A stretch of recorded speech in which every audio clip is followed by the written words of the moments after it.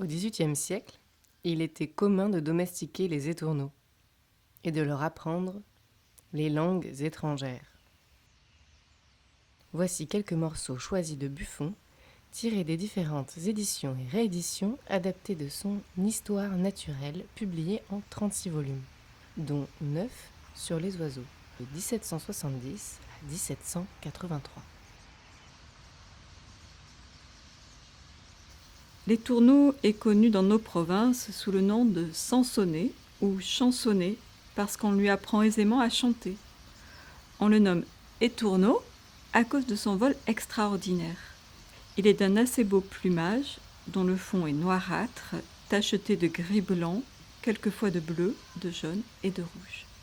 Cet oiseau vit de limaces, de scarabées, de grains. Il est surtout friand de cerises. Elles servent d'appât pour les prendre dans des filets tendus parmi les roseaux, où il vient se retirer le soir. Il vit 7 ou 8 ans.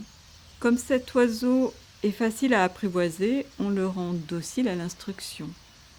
On lui apprend à siffler, à chanter, à parler toutes sortes de langues.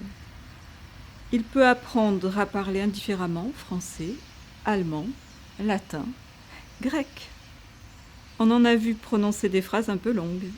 Son gosier souple se prête à toutes les inflexions, à tous les accents. Il articule même la lettre R. Leurs troupes ont une manière de voler qui leur est propre et semble soumise à une tactique uniforme et régulière, telle que serait celle d'une troupe disciplinée, obéissant avec précision à la voix d'un seul chef.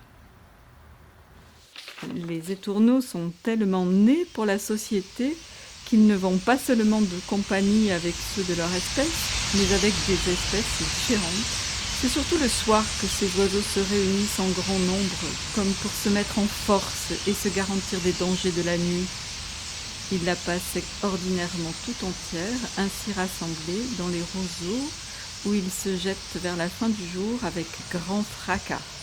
Ils jasent beaucoup le soir et le matin avant de se séparer, mais beaucoup moins le reste de la journée, et point du tout pendant la nuit.